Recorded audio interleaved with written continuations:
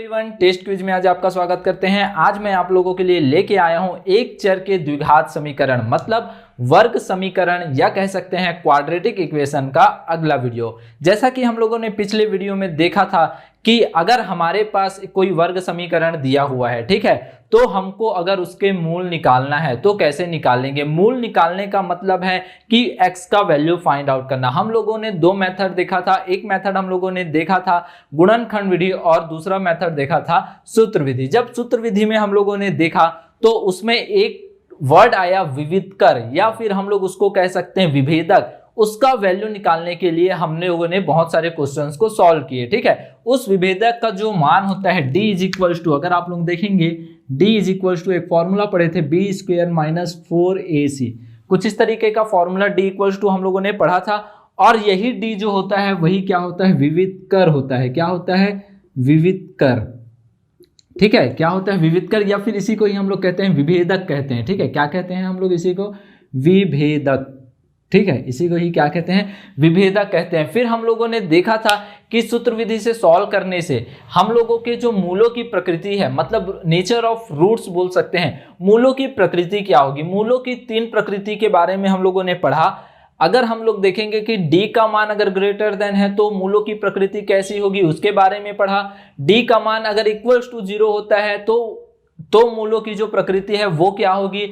और d is less than अगर 0 आता है, मतलब अगर कोई निगेटिव नंबर आ जाता है तो मूलों की प्रकृति क्या होगी, ठीक है। तो हम लोगों ने देखा कि d इज इक्वल्स टू अगर 0 आता है, d का मान अगर 0 आ जाता है तो मूलों की प्रकृति क्या होगी। तो मूलों की प्रकृति कैसी होगी, वास्तविक होगी और समान होगी। क्या होगी, वास्तविक और समान, ठीक है। क्या होगी, d इक्वल्स टू अगर 0 आ जाता है तो जो मूलों की प्रकृति है वो वास्तविक व समान होगी, ठीक है। इसी के बेसिस पे हमारा नेक्स्ट एक्सरसाइज है या बोल सकते हैं नेक्स्ट क्वेश्चन है जो हम लोगों को सॉल्व करना है, ठीक है। अगर हमको क्या रहेगा, क्वेश्चन में मूलों की प्रकृति जो है वो गिवन रहेगी। क्या रहेगी, वास्तविक व समान गिवन रहेगी, ठीक है। तो हम लोगों को पता है अगर मूल जो है वो वास्तविक व समान है तो d का मान क्या होगा, d का मान होगा 0, ठीक है। या फिर हम लोग बोल सकते हैं b square minus 4ac is equal to क्या होगा, ठीक है। d का मान 0 या फिर b स्क्वायर माइनस 4ac का मान 0, क्योंकि d इक्वल टू क्या होता है,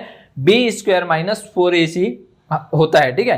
तो यहां से इस वैल्यू को लिखेंगे तो k का एक वैल्यू आ जाएगा। अगर कोई अननोन टर्म्स दिया हुआ है इक्वेशन में तो k का एक वैल्यू आ जाएगा। चलिए आइए डायरेक्ट क्वेश्चन पर जाएंगे जिससे हम लोगों को चीजें आसानी से समझ में आएंगी, ठीक है। अगर हम लोग देखें तो क्वेश्चन हमारा गिवन है k का मान ज्ञात कीजिए जबकि दिए गए समीकरण के मूल वास्तविक और समान होंगे, ठीक है। क्या गिवन है हमको, वास्तविक भी गिवन है और समान भी गिवन है। वास्तविक और समान कब होता है, किसी भी वर्ग समीकरण का मूल वास्तविक व समान कब होगा। किसी भी वर्ग समीकरण का जो मूल है वास्तविक व समान तभी होगा जब d इक्वल्स टू 0 हो। ये चीजें हम लोगों ने देख चुकी है, ठीक है। तो d इक्वल्स टू 0 होगा मतलब b square minus 4ac is equals to क्या हो जाएगा, 0 हो जाएगा। जब यहाँ पर इस समीकरण का यूज करेंगे, उपयोग करेंगे तो हमारा k का मान आ जाएगा। कैसे आएगा, चलिए आइए देखते हैं। पहले क्वेश्चन को लिखते हैं यहाँ पर, ठीक है।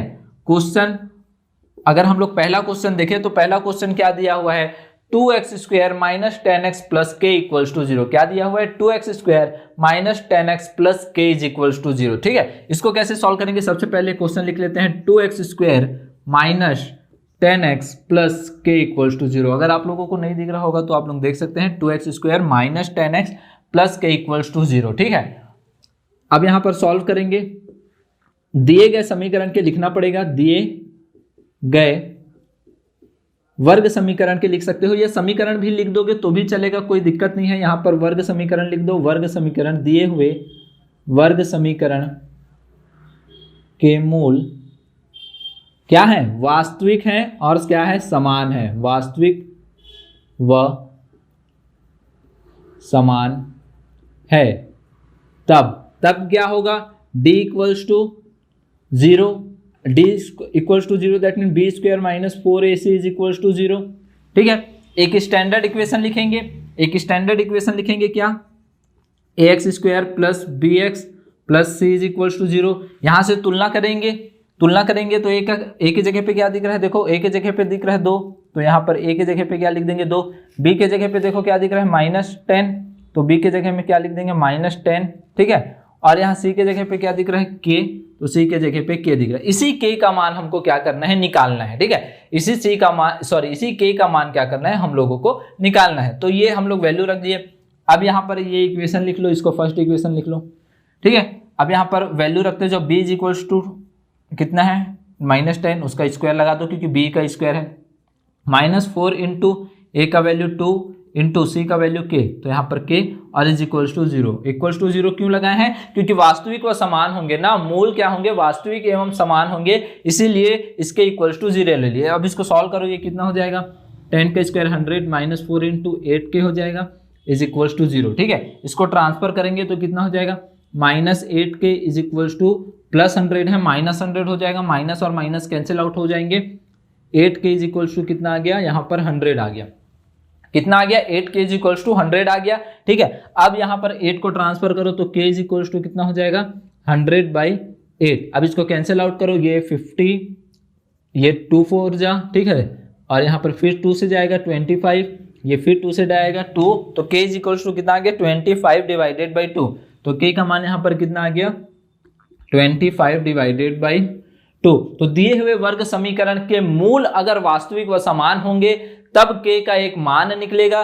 k का मान कितना होगा, 25/2। इस तरीके से देख सकते हैं हम लोग कि d इज इक्वल्स टू 0 मतलब b² - 4ac इक्वल्स टू 0 का उपयोग करके हम लोग इस तरीके के क्वेश्चन को क्या कर सकते हैं, सॉल्व कर सकते हैं, ठीक है। अब हम लोग चलिए दूसरे क्वेश्चन की तरफ देखते हैं। हमारा दूसरा क्वेश्चन क्या है, ठीक है। दूसरा क्वेश्चन ले लेंगे और उसको सॉल्व करके देखेंगे। बहुत ही इजी है, इस तरीके के क्वेश्चन आपके एग्जाम में आ सकते हैं और इसको बनाना कितना आसान है आप लोग देख सकते हैं। सिर्फ आपको क्या करना है, b² - 4ac का एक फॉर्मूला याद रखना है, जो कि होता है विविक्तर का फॉर्मूला या विभेदक का फॉर्मूला होता है, इसीलिए वो फॉर्मूला याद होना चाहिए, ठीक है। चलिए आइए देखते हैं हम लोग सेकेंड क्वेश्चन देखते हैं, ठीक है। सेकेंड क्वेश्चन क्या दिया हुआ है, अगर आप लोग देखेंगे 2x² + kx, ये x है, ठीक है, kx + 9/8, इस तरीके के क्वेश्चन को कैसे सॉल्व करेंगे, चलिए आइए देखते हैं। तो पहले तो क्वेश्चन लिख लेते हैं, क्या गिवन है, 2x² + kx + 9/8 इक्वल्स टू 0। ये कुछ इस तरीके का क्वेश्चन आप लोगों को दिया हुआ है। हम लोग क्या करेंगे, सबसे पहले लिखेंगे दिए गए समीकरण के मूल जो होंगे वास्तविक एवं समान होंगे। मैं हिंदी में वो चीज नहीं लिख रहा हूँ, ठीक है, वास्तविक एवं समान होंगे। अतः तब से लिख रहा हूँ, तब क्या होगा, d इज इक्वल्स टू 0 और यहाँ पर क्या हो जाएगा, b² - 4ac is equals to 0। ये फर्स्ट इक्वेशन बन गया। अब इसकी तुलना किससे करेंगे, एक स्टैंडर्ड वर्ग समीकरण लिखेंगे ना। तो स्टैंडर्ड वर्ग समीकरण क्या होता है, क्या लिखते आ रहे हैं हम लोग, ax² + bx + c is equals to 0। इससे तुलना करेंगे तो a, b और c का क्या होगा, एक वैल्यू निकलेगा, ठीक है। तो a, b और c का वैल्यू क्या होगा, यहाँ से देख सकते हो, a is equals to 2, b is equals to k और c इज इक्वल्स टू 9/8, ठीक है। a इज इक्वल्स टू 2 दिख रहा है, b is equals to k और c इज इक्वल्स टू 9/8 दिख रहा है। अब हम लोग क्या करेंगे, इस इक्वेशन में पुट करेंगे। b के जगह पे क्या पुट करना है, 2, तो b के जगह पे 2² हो जाएगा, -4 इंटू a के जगह पे सॉरी यहाँ b के जगह पे पुट करना है, ये a का वैल्यू है, b के जगह पे k है तो k का स्क्वायर हो जाएगा, -4 इंटू a के जगह पे 2 इंटू c के जगह पे 9/8 और इसके इक्वल्स टू कितना है, 0 है, तो इसके इक्वल्स टू 0 पुट कर दिए। क्लियर है। अब इसको सॉल्व करते हैं तो ये कितना हो जाएगा, k² माइनस ये कितना हो जाएगा, 8 इंटू 9/8 इज इक्वल्स टू 0। यहाँ से 8 से 8 कैंसिल आउट हो जाएगा, k² इज इक्वल्स टू कितना आ जाएगा, इस 9 को ट्रांसफर कर देंगे तो -9 है, ठीक है, आप लोग को दिख रहा होगा -9 है, उस तरफ जाएगा तो 9 हो जाएगा। k इज इक्वल्स टू कितना आ गया, √9 और यहाँ k इज इक्वल्स टू अगर निकालेंगे तो रूट में जब कोई भी वैल्यू होता है तो उसका जो आंसर आता है वो क्या होता है, प्लस माइनस। तो यहाँ पर कितना हो जाएगा, ये +-3, तो k इज इक्वल्स टू हमारा आंसर क्या आ गया, +-3 आ गया। इस तरीके से देख सकते हैं कि k का वैल्यू कितने इजी तरीके से हम लोगों ने निकाला। कुछ नहीं किया, मैंने b² - 4ac इक्वल्स टू 0 रखा। क्यों लिखा, क्योंकि इसमें दिया हुआ है क्वेश्चन की स्टार्टिंग में कि दिए गए समीकरण के मूल वास्तविक व समान होंगे। अगर ऐसा दिया हुआ है तो b² - 4ac इक्वल्स टू 0 होता है, ये कंडीशन हम लोगों को पता है, ठीक है। इसमें b, a और c का वैल्यू मैंने रखा, उसको सॉल्व किया तो k का वैल्यू आ गया +-3। इस तरीके से आप लोग k का वैल्यू क्या कर सकते हैं, निकाल सकते हैं। चलिए आइए देखते हैं हम लोग अगले क्वेश्चन की तरफ। अगला क्वेश्चन क्या है हमारा, बहुत ही इजी है। इस तरीके के क्वेश्चन आपके एग्जाम में आएंगे, इसीलिए इनको सॉल्व करना जरूरी है। जब तक आप खुद से सॉल्व नहीं करेंगे आपसे क्वेश्चन नहीं बनेगा। इसलिए मैं जो बता रहा हूं उसको आप लोग पहले देखिए, फिर अपने बुक से क्वेश्चंस को सॉल्व कीजिए। आपसे सॉल्व हो जाएगा तो एग्जाम में आपको किसी भी प्रकार का कोई दिक्कत नहीं जाएगा। ठीक है, चलिए आइए देखते हैं तीसरा क्वेश्चन। तीसरा क्वेश्चन क्या दिया हुआ है अगर हम लोग देखेंगे तो kx² 4x + 1 = 0। के का देखो यहां पर भी के हो सकता है, यहां पर भी के हो सकता है, लास्ट में भी के हो सकता है। ठीक है, इसीलिए मैंने तीनों तरीके के क्वेश्चंस ले लिए हैं जिससे आप लोगों को चीजें आसानी से समझ में आए। ठीक है, तो यहां पर क्या है, kx² + 4x + 1। ठीक है, तो क्वेश्चन लिख लेता हूं, kx² + 4x + 1 = ये हमारा 0 गिवन है।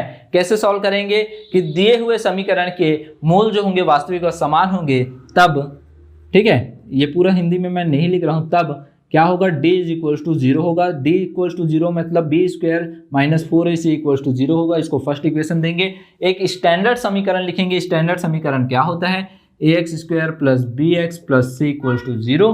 यहाँ पर a के जगह पे क्या दिख रहा है, a के जगह पे हमारा k दिख रहा है, b के जगह पे दिख रहा है 4 और c के जगह पे 1 दिख रहा है। वैल्यू पुट कर देंगे किसमें, समीकरण 1 में। तो वैल्यू जब पुट करेंगे तो b के जगह पे क्या दिख रहा है 4, तो यहाँ पर स्क्वायर कर देंगे, -4 × a के जगह पे k × c के जगह पे 1 = 0। ये कितना हो जाएगा 16 माइनस ये कितना हो जाएगा 4k = 0।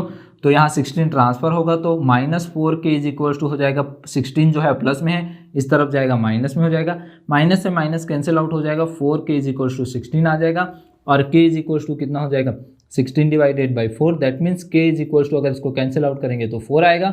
k = लास्ट में कितना आ जाएगा, यहाँ पर k = लास्ट में 4 आ जाएगा। ठीक है, लास्ट क्वेश्चन मैंने बहुत जल्दी जल्दी बताया जिससे आप लोगों की स्पीड भी बढ़े। ठीक है, पहले मैंने पहला क्वेश्चन धीरे बताया, दूसरा क्वेश्चन मैंने और थोड़ा सा तेज किया। ठीक है, वैसे ही तीसरा क्वेश्चन मैंने बहुत ही जल्दी बताया। बहुत जल्दी बताने का मतलब यह है कि चीजें आप लोगों को समझ में आ गई है। आपका कैलकुलेशन भी फास्ट होना चाहिए जिससे आप एग्जाम में समय को बचा सके। ठीक है, तो k का मान कितना आ गया, 4 आ गया। इस तरीके से आप लोग k के वैल्यू को फाइंड आउट कर सकते हो। ठीक है, इस तरीके के क्वेश्चन आपके बुक में मिल जाएंगे। इस तरीके के क्वेश्चन को सॉल्व करना बहुत ही जरूरी है क्योंकि ये क्वेश्चन जो है वो 2 और 3 मार्क्स के आपके बोर्ड एग्जाम में पूछा जा सकता है। ठीक है, हम लोग बोर्ड एग्जाम के जितने भी क्वेश्चन है उसको आगे सॉल्व करेंगे। एक लास्ट का वीडियो मेरा बोर्ड एग्जाम के क्वेश्चंस के ऊपर रहता है तो उसको आप लोग बिल्कुल अटेंड कीजिएगा क्योंकि उसमें बोर्ड में जितने भी क्वेश्चंस आए हैं पिछले 2-3 साल में उन सभी को मैं सॉल्व कराता हूं। उस यूनिट से जितने भी क्वेश्चन बने हैं उनको मैं सॉल्व कराता हूं। तो पहले मैं पूरे क्वेश्चंस को प्रैक्टिस करना सिखाऊंगा। जो क्वेश्चन बोर्ड एग्जाम में आए भी नहीं है मैं उनको भी सॉल्व करके बताऊंगा और बोर्ड एग्जाम में आए हैं उनको एक लास्ट वीडियो में मैं आप लोगों को सॉल्व करके बताऊंगा। ठीक है, इस तरीके से आप लोग मेरे साथ बने रहेंगे और आज के लिए इतना ही। Thank you.